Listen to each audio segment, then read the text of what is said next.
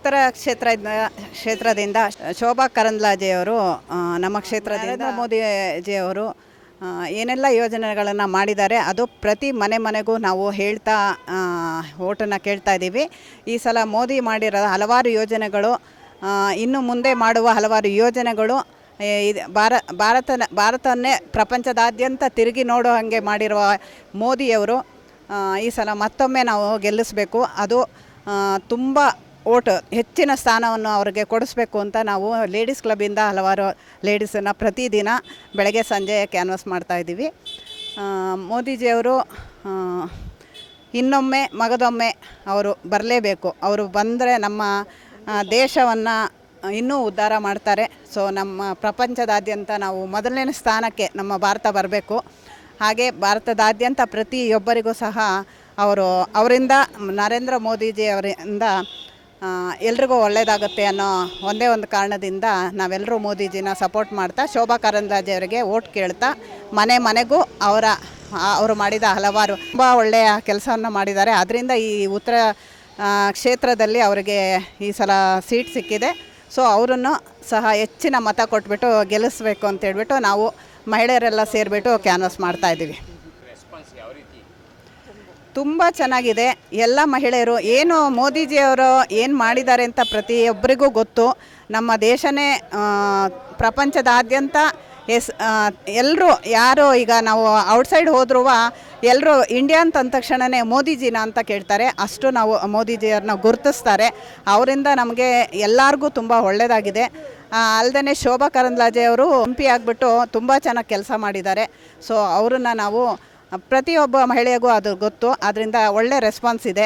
So ಈ ಸಲ ಅತಿ ಹೆಚ್ಚು ಸ್ಥಾನವನ್ನು ಗಳಿಸಿ ಈ ಕಡೆ ನಮ್ಮ ಉತ್ತರ ಕ್ಷೇತ್ರದಿಂದ ಆಲ್ಮೋಸ್ಟ್ 1 ಲಕ್ಷ ಲೀಡಿಂಗಲ್ಲೇ ನಾವು ಗೆಲ್ಲಿಸಬೇಕು ಅಂತ ತುಂಬ ಶ್ರಮಪಟ್ಟು ಕ್ಯಾನ್ವಾಸ್ ಮಾಡ್ತಾಯಿದ್ವಿ. ಲೇಔಟಲ್ಲಿ ಬೆಳಗ್ಗೆ ರಾತ್ರಿಯಿಂದ ಬಿಡುವು ಇಲ್ಲದೆ ಇಂಥ ಊರಿ ಬಿಸಿಲಲ್ಲೂ ಕೂಡ ರಾಜೇಂದ್ರ ಕುಮಾರ್ ಮತ್ತು ಅವ್ರ ಮಿಸಸ್ ಜೊತೆ ನಾವೆಲ್ಲ ಕ್ಯಾನ್ವಾಸ್ ಮಾಡ್ತಾಯಿದ್ದೀವಿ. ಒಳ್ಳೆ ರೆಸ್ಪಾನ್ಸ್ ಇದೆ BJPಗೆ.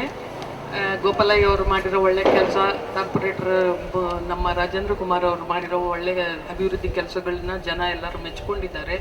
ಯಾವುದೇ ಸಂಶಯ ಇಲ್ಲ. BJPನೇ ಗೆಲ್ಲಿಸ್ತೀವಿ.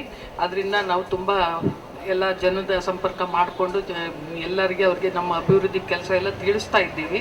ಎಲ್ಲ ಅರ್ಥ ಮಾಡ್ಕೊಂಡಿದ್ದಾರೆ. ಖಂಡಿತ BJP ವಿನ್ ಆಗುತ್ತೆ. ನಮ್ಮ ಶೋಭಾ ಕರಂದ್ಲಾಜೆ ಮೇಡವ್ರನ್ನ ವಿನ್ ಮಾಡಿಸ್ತೀವಿ. ಇವತ್ತು ನಮ್ಮ ಮತಯಾಚನಾ ಅಭಿಯಾನದ 12ನೇ ದಿವಸ. ನಾವು ನಮ್ಮ ತಂಡದವರು ಸತತವಾಗಿ 12 ದಿವಸ ಬೆಳಿಗ್ಗೆ 7 ಗಂಟೆಯಿಂದ 9:30ವರೆಗೆ, ಸಾಯಂಕಾಲ 6:30ಯಿಂದ 9:30ವರೆಗೆ ಸತತವಾಗಿ ಮತಯಾಚನೆ ಮಾಡ್ತಾ ಬಂದಿದ್ದೀವಿ. ಎಲ್ಲ ಕಡೆ ಒಳ್ಳೆಯ ಒಂದು ರೆಸ್ಪಾನ್ಸ್ ಸಿಗ್ತಾಯಿದೆ. ಎಲ್ಲರೂ ನರೇಂದ್ರ ಮೋದಿಯವರಿಗೆ ಓಟ್ ಹಾಕ್ತೀರಿ ಅಂತ ಎಂದರೆ ಅದು ಬೇರೆ. ನಮ್ಮ ಕ್ಷೇತ್ರಗಳಂತೂ ಗೋಪಾಲಯ್ಯ ಅವರು ಮಾಡಿರೋ ಅಭಿವೃದ್ಧಿ ಕೆಲಸ, ನರೇಂದ್ರ ಮೋದಿಯವರು ದೇಶಕ್ಕೋಸ್ಕರ ಮಾಡಿರೋ ಕೆಲಸ ಹಾಗೂ ಪ್ರಪಂಚದಲ್ಲೇ ಅತ್ಯುತ್ತಮ ಪ್ರಧಾನಮಂತ್ರಿ ಅಂತೇಳಿ ಅವರು ಅನ್ಸ್ಕೊಂಡಿದ್ದಾರೆ. ಸೊ ಎಲ್ಲರೂ ಈ ಬಾರಿ ನಾವು ಮೋದಿಗೆ ಹಾಕ್ತೀವಿ. ಎಲ್ರಿಗೂ ನಾವು ಕ್ರಮ ಸಂಖ್ಯೆ 3ಕ್ಕೆ ಓಟ್ ಹಾಕಿ ಶೋಭಾ ಕರಂದ್ಲಾಜೆನ ಅತಿ ಹೆಚ್ಚಿನ ಮತದಿಂದ ಗೆಲ್ಲಿಸಿ ಅಂತ ಕೇಳ್ಕೊಂಡಿದ್ದೀವಿ. ಈ ಬಾರಿ ನಂದಿನಿ ಬಡಾವಣೆಯಲ್ಲಿ ಅತಿ ಹೆಚ್ಚಿನ ಮತಗಳು ಸಿಗ್ಬೋದು ಅಂದ್ಕೊಂಡಿದ್ವಿ. ಯಾಕಂದರೆ ವೃಷಭಾವತಿ ನಗರ ಹಾಗೂ ನಂದಿನಿ ಲೇಔಟ್ ಇವತ್ತು ಒಂದು ಮುಂಚೂಣಿಯಲ್ಲಿ ಜನರು ಮತ ಹಾಕ್ಬೋದು ಅಂತ ಅಂದ್ಕೊಂಡಿದ್ದೀವಿ. ಕಳೆದ ಬಾರಿ BJP ಪಕ್ಷ ಏಕಾಂಗಿಯಾಗಿ ಸ್ಪರ್ಧೆ ಮಾಡಿತ್ತು. ಈ ಬಾರಿ JDS BJP ಎರಡೂ ಅಲಯನ್ಸ್ ಆಗಿರೋದ್ರಿಂದ ಗೆಲುವಿನ ಅಂತರ ಜಾಸ್ತಿ ಆಗುತ್ತೆ ನನ್ನ ನಿರೀಕ್ಷೆ ಇದೆ. ಹೌದು, ಈ ಬಾರಿ ಗೆಲುವಿನ ಅಂತರ. ಕಳೆದ ಬಾರಿ ನಮ್ಮ ಶಾಸಕರು 52,000 ಓಟಿಂದ ಗೆದ್ದರು. ಅವರು ಅತಿ ಹೆಚ್ಚಿನ ಓಟಿಂದ ಗೆಲ್ಲಬೇಕಾಗಿತ್ತು.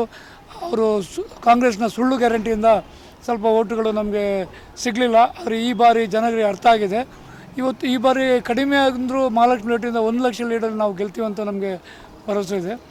ನಾವು 100% 1 ಲಕ್ಷ ಲೀಡಲ್ಲಿ ಈ ಸಲ ಗೆಲ್ತೀವಿ. ಯಾವುದು ಕೂಡ MP ಚುನಾವಣೆ ನಂತರ ಯಾವುದು ಕೂಡ ಬರೋದಿಲ್ಲ. ಈ ಸುಳ್ಳು ಆಶ್ವಾಸನೆಗಳಿಗೆ ನಂಬಬೇಡಿ. ದಯಮಾಡಿ BJPಗೆ ವೋಟ್ ಮಾಡಿ. ಮತ್ತೊಮ್ಮೆ ನರೇಂದ್ರ ಮೋದಿ ನಮ್ಮ ದೇಶದ ಪ್ರಧಾನಿ ಆಗಬೇಕಾದ್ರೆ ನಾವು ಇಲ್ಲಿ ಶೋಭಾ ಕರಂದ್ಲಾಜೆ ಅವರಿಗೆ ಮತ ನೀಡಿ. ಕ್ರಮ ಸಂಖ್ಯೆ 3 ಅವರ ಗುರುತು ಕಮಲದ ಗುರುತು ಕಮಲ.